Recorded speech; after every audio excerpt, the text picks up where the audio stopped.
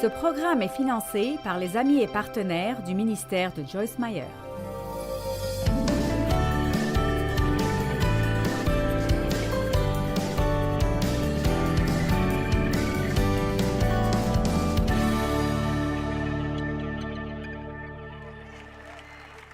Maintenant, le premier pas vers la plénitude est très simple. Jésus a dit « Venez à moi ». Venez à moi, j'aime ces trois mots. Venez à moi, vous tous qui êtes fatigués et chargés, et je vous donnerai du repos. Alors, puis-je prendre un moment pour dire oui à tous ceux qui sont là, tous ceux qui ne sont pas venus à Jésus? Nous allons vous donner une opportunité de faire cela tout à l'heure, et si vous n'avez pas reçu Christ comme votre sauveur, alors s'il vous plaît ce soir, venez à lui. Et pas besoin d'être au 31. Venez tel que vous êtes. Juste, venez à lui. Venez. Et si vous regardez à la télévision, s'il vous plaît, si votre vie est gâchée, si vous êtes débordé à cause du stress et vous êtes surchargé de peur et d'inquiétude, juste venez. Vous n'avez même pas besoin de comprendre quoi que ce soit. Venez et dites « D'accord Jésus, je viens. Juste, prends-moi tel que je suis et fais quelque chose de moi. Je te veux dans ma vie. » Ça peut être la prière la plus simple que vous avez priée. Et la prière est simplement parler à Dieu. Donc, si vous croyez que Dieu est là, donnez-lui juste une chance d'entrer dans votre vie et voyez ce qu'il peut faire. Venez à moi, vous tous qui êtes fatigués et chargés, et je vous donnerai du repos. Eh bien, alors, même après avoir reçu Christ, quand vous entrez dans ce type de vie où vous peinez, que Dieu ne veut pas que vous viviez, la réponse est de juste arrêter et de venir à lui. Revenez à lui. L'une des raisons pour lesquelles nous n'avons pas la paix que nous devrions avoir est que nous ne prenons pas assez de temps quand nous sommes gênés pour nous arrêter une minute. Même si tu es une mère au foyer qui essaye d'élever 3 ou 4 enfants et tu penses que tu veux t'arracher les cheveux à 9 heures chaque matin, prends juste une petite pause de 2 secondes et dis « Je viens à toi, Jésus ». Maintenant, Jean 7, 37, le dernier jour de la fête, le jour le plus solennel, Jésus se tint devant la foule et lança à pleine voix « Si quelqu'un a soif, qu'il vienne à moi et boive !» J'aime ceci. Il dit « S'il y a quoi que ce soit dont vous avez besoin, quoi que ce soit qui vous fait du mal, la réponse est « Venez à moi ».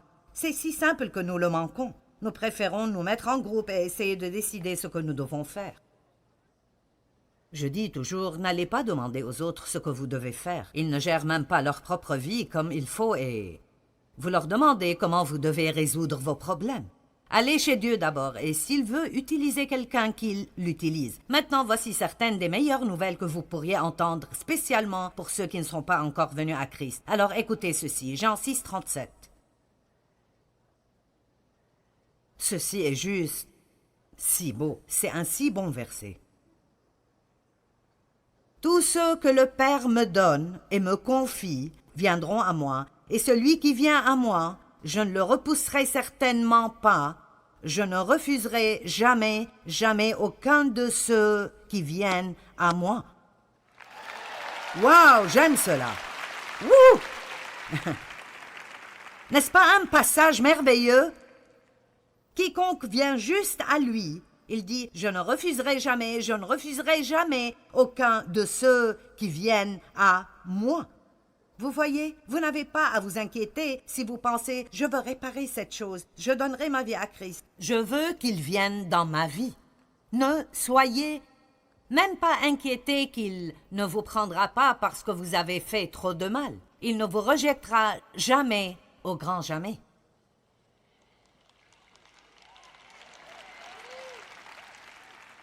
Quand vous priez, il ne dit jamais « Je ne veux pas t'écouter ». Quand vous avez besoin d'aide, il ne dit jamais « Non, je ne vous aiderai pas ». Mais l'ennemi essaye de nous faire penser qu'il le fait parfois. Pouvez-vous dire aujourd'hui « Je ne serai jamais rejeté » Dites-le encore « Je ne serai jamais rejeté ». Dites « Dieu ne me rejettera jamais ». Oh, j'aime cela, c'est revigorant tout le temps. Dieu ne me rejettera jamais. Maintenant, savez-vous que pour certains, ce sont des nouvelles bouleversantes? Et il y a des gens qui regardent à la télévision dans différentes parties du monde et ils disent « Tu plaisantes? Il me prendra tel que je suis? Oui, il vous prendra tel que vous êtes. Et il y a un numéro sur votre écran que vous pouvez appeler et vous pouvez recevoir Christ en cet instant même. Vous n'avez pas besoin d'attendre une minute de plus. Il a les bras grands ouverts et il dit « Venez à moi. Venez à moi. » Maintenant, Jésus est venu pour nous donner la vie. Vie avec un V majuscule. Regardons Jean 1,4.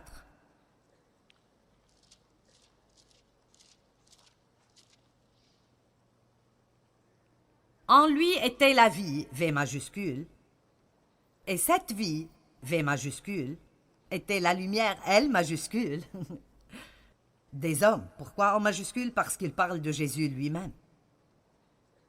Le voleur vient pour tuer, voler et détruire, mais je suis venu afin que vous ayez la vie, une vie remplie à ras-bord jusqu'à déborder. Maintenant, cette vie dont il parle n'est pas juste une vie où nous respirons et bougeons, où nous avons la capacité de marcher, d'inspirer et d'expirer.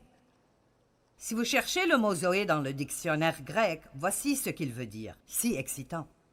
Je l'ai écrit ici à la main sur ma feuille. C'est la vie comme Dieu l'a. Pouvez-vous imaginer cela? Combien d'entre vous pensent que Dieu s'inquiète ce soir? Combien d'entre vous pensent qu'il est inquiet concernant ce qui arrive dans le monde? Combien d'entre vous pensent que Dieu est irrité, qu'il est effrayé? Non, il est si plein de vie que rien de cela peut même le pénétrer. Et ce même genre de vie nous est offert. La vie comme Dieu l'a, qui est dans le Père, qu'il a donné au Fils et que le Fils a manifesté au monde. L'homme s'en est éloigné quand il a chuté, et l'homme en est devenu un participant en Christ.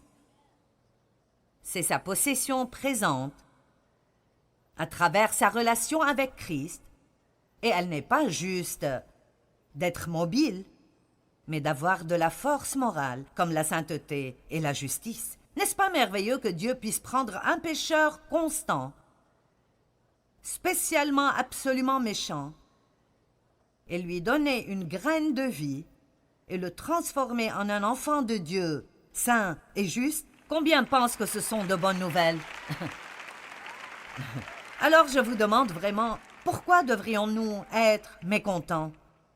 Et parfois nous manquons certains de ces merveilleux versets dans la Bible. Si vous prenez juste le temps de rechercher le mot « vie », c'est vraiment si ahurissant tout ce qu'il est dit à propos de la vie. Ce genre de vie dont je parle est une vie qui est... Ouf! Il y a quelque chose qui arrive ici. Et je ne dis pas que vous devez être bêtement heureux tous les jours et dire « Ceci est le jour que le Seigneur a fait, je me réjouirai et je serai heureux ». Je parle de quand vous vous levez et vous avez l'énergie de vouloir vous lever et vivre. Vous voulez que les choses autour de vous soient ordonnées. Vous voulez être bon avec les gens. Vous voulez prendre soin de ce que vous avez. Vous cherchez des idées créatives. Vous voulez sortir et faire quelque chose de bien aujourd'hui. Dieu merci, nous n'avons plus besoin de nous lever et de dire « Oh Dieu, je ne sais pas si je peux supporter une journée de plus. Ceci est plus que ce que je peux supporter. Si je n'ai pas de percée aujourd'hui, je vais devenir folle. » La vie. La vie comme Dieu l'a. La vie Zoé. Et à l'intérieur de nous, elle vient initialement sous la forme d'une graine quand nous recevons le Christ Jésus, le Fils de Dieu. La graine du Dieu Tout-Puissant vient dans notre esprit et elle est arrosée par la parole. Et vous voyez, même ce soir, j'arrose ce qui est déjà en vous avec la parole de Dieu et ça poussera et grandira encore et encore et encore. Et vous allez vous réaliser des choses, c'est comme... Vous savez, si je vous explique cette vie, et je dis, maintenant, tous ceux qui en veulent, restez un peu, je donnerai des piqûres de vie. Combien d'entre vous resteraient? Vous lèveriez vos manches et sortiriez vos bras. Eh bien, c'est ce que je fais à l'instant.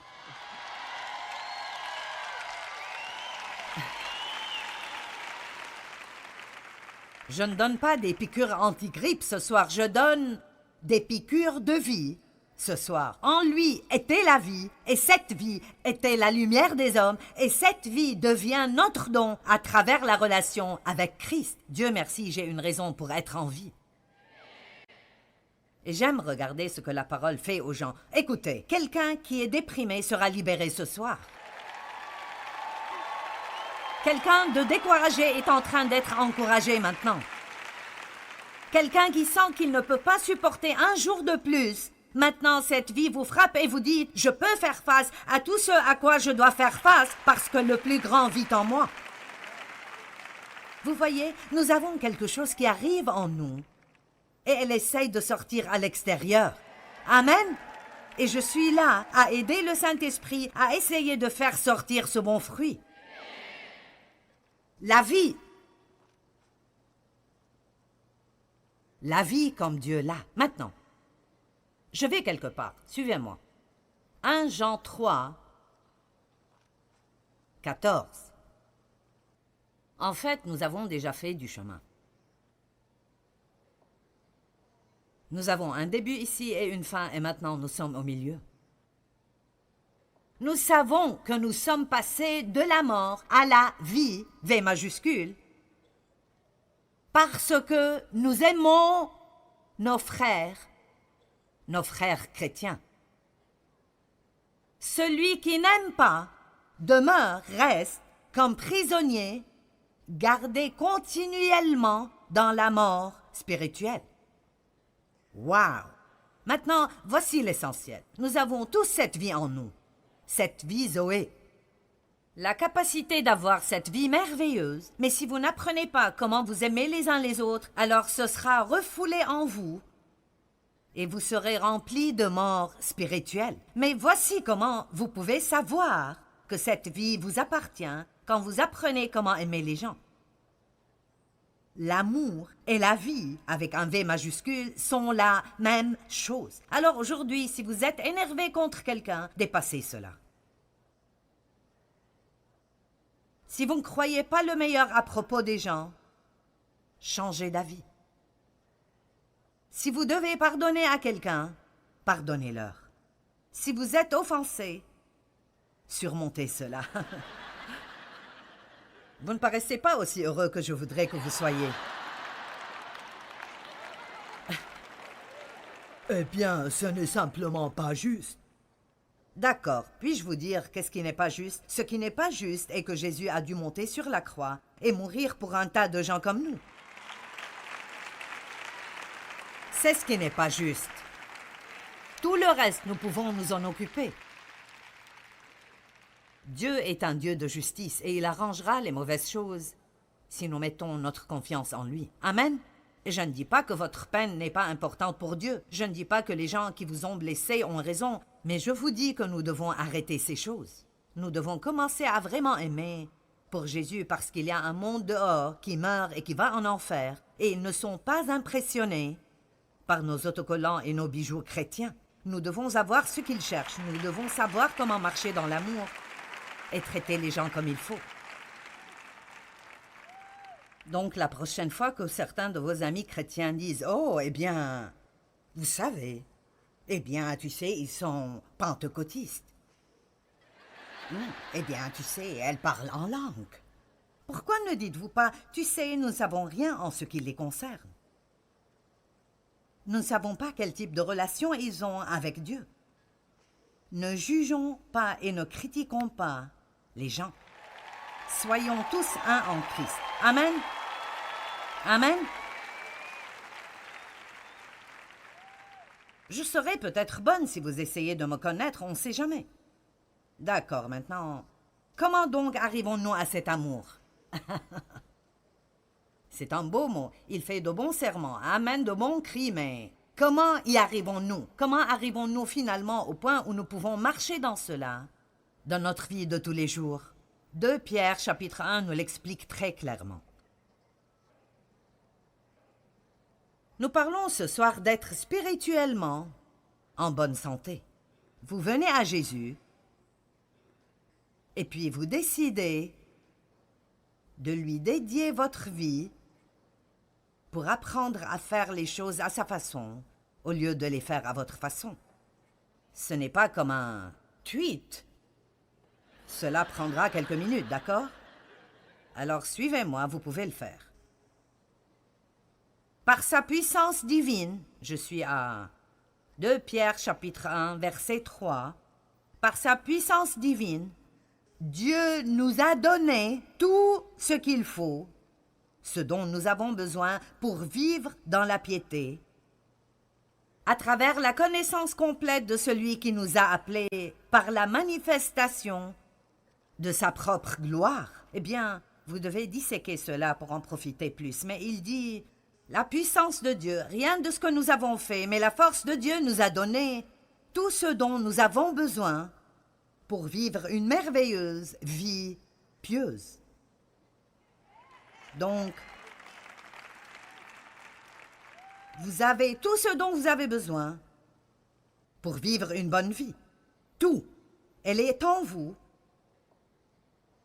et elle vient à vous à travers la connaissance complète et personnelle de Jésus-Christ. Maintenant, ne soyez pas satisfaits par la foi de quelqu'un d'autre.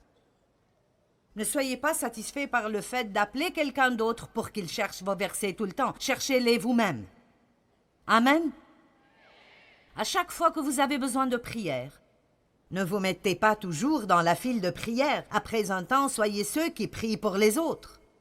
Nous avons tous besoin de prière, mais j'essaie d'expliquer que plus nous connaissons Dieu profondément, plus nous réalisons ces choses. Et ainsi, au verset 4, il nous assure, donc il nous donne les plus grandes et les plus précieuses promesses, afin que par elles, vous fuyiez du déclin moral et de la corruption qui existe dans le monde par, et j'aime ceci, l'égoïsme et la convoitise. Donc, il dit que tous les dégâts qui arrivent dans le monde, toute la pourriture, toute la corruption, elle est là à cause de la convoitise, à cause du désir et de l'avidité et de l'égoïsme, l'égocentrisme. Ils sont tous là. Mais nous avons été délivrés de tout cela à travers la mort de Christ. Allez, dites, je peux être délivré de moi-même. Dites-le de nouveau, je peux être délivré de moi-même. Et deveniez participants de la nature divine. Donc, je peux être libéré de moi-même et je peux en fait commencer à vivre et à agir comme Dieu voudrait que j'agisse. Je peux agir comme son enfant. Pour cette raison même, maintenant, les 3, 4, 5 versets suivants que je vous lirai sont très importants. Ils disent, voici ce que Dieu a donné. Donc, comment est-ce que vous libérez cela dans votre vie? Êtes-vous prêts? Pour cette raison même, ajoutez votre diligence aux promesses. Faites tous vos efforts. Mon Dieu!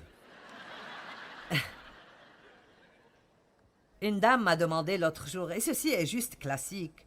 Elle a dit, comment peux-tu rester en si bonne forme à ton âge? J'ai dit, eh bien, je m'entraîne 3 fois par semaine et je fais attention à tout ce que je mets dans ma bouche. Et elle a dit, oh mince.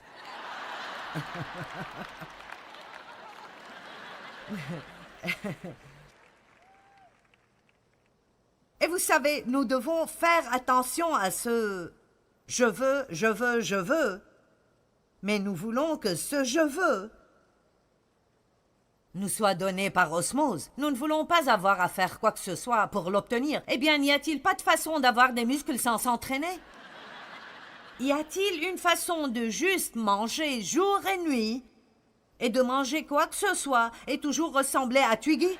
Non! Sauf si vous avez une maladie.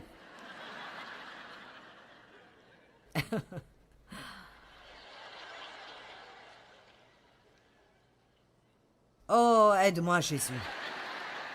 faites tous vos efforts pour exercer votre foi, pour développer la vertu, l'excellence, la résolution, l'énergie chrétienne, et en exerçant la vertu, vous développerez la connaissance et l'intelligence, et en exerçant la connaissance, vous développerez la maîtrise de soi, et en exerçant la maîtrise de soi, vous voyez, certains ne suivent déjà plus. Vous développerez la patience, l'endurance dans l'épreuve, et en exerçant la patience, vous développerez la dévotion, la piété, et en exerçant la dévotion, vous développerez l'affection fraternelle, et en exerçant l'affection fraternelle, vous arriverez à l'amour chrétien.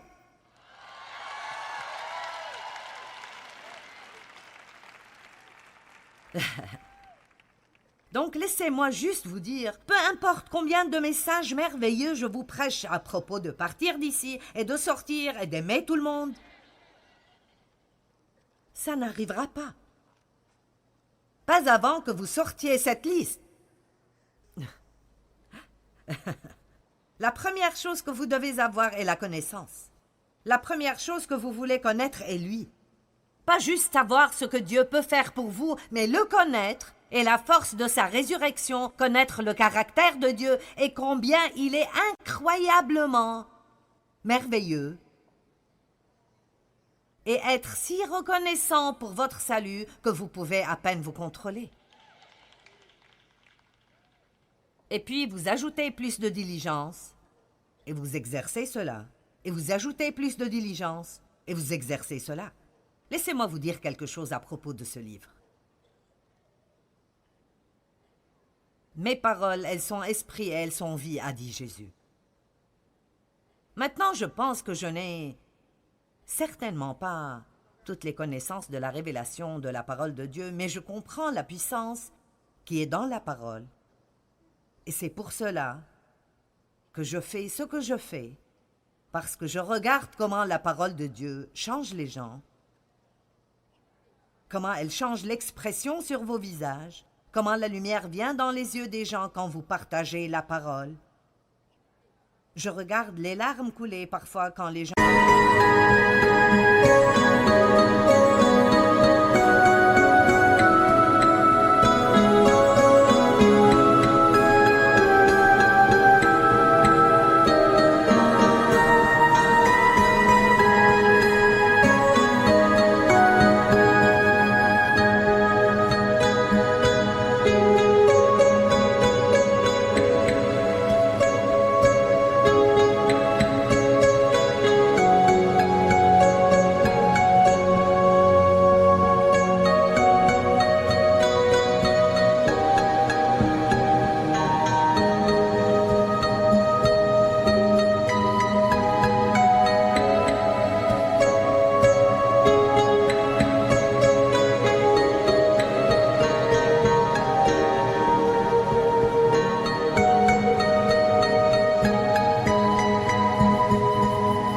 comprennent finalement que Dieu les aime et que ce n'est pas trop tard pour eux. J'entends les témoignages qui viennent encore et encore et encore et encore. Je connais la puissance qui est dans la parole, mais je sens aussi que j'ai un mandat de Dieu en ce temps dans ma vie pour partager aussi avec vous que je ne pense pas que vous pouvez sortir ce dont vous avez besoin de ce livre si vous ne faites que laisser quelqu'un d'autre vous en nourrir à la cuillère.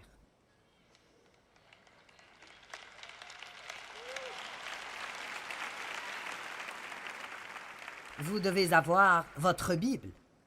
Vous devez avoir votre temps avec Dieu. Et vous devez étudier vous-même et arrêter de laisser le diable vous convaincre que vous ne comprenez pas la Bible. Parce que le Saint-Esprit vous enseignera. Il est votre enseignant. Et c'est pour cela que nous défions les gens de commencer pendant 30 jours, 30 minutes par jour, à prendre un verset à la fois, pour enseigner et montrer aux gens les choses merveilleuses qui sont dans la parole de Dieu. Parce que Dieu m'a dit un jour, tu dis aux gens tout le temps, lisez la Bible, lisez la Bible, lisez la Bible. Mais les gens lisent pour la quantité, ils ne lisent pas pour la qualité. C'est juste comme une course. Tu sais, je veux lire ce nombre de chapitres chaque jour, alors je lis la parole aujourd'hui. Gloire à Dieu, il faut lire la parole chaque jour. Eh bien, qu'avez-vous appris? Qu'avez-vous appris? Avez-vous appris quelque chose? Et alors, s'il vous plaît, ne pensez pas que vous devrez avoir le genre de vie que Dieu veut que vous ayez juste parce que vous avez lu un tweet le matin,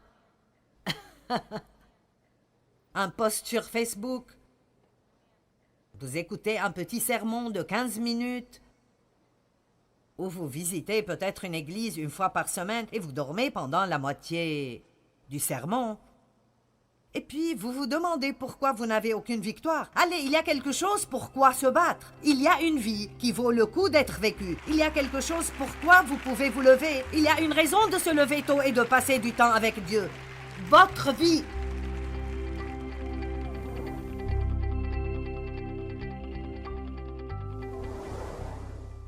Eh bien, aimeriez-vous être en bonne santé dans chacun des domaines de votre vie? Je pense que nous pourrions tous dire « Oui, j'aimerais cela ». Eh bien, vous savez, ça requiert d'être en bonne santé spirituellement, d'abord parce que tout le reste vient de cela.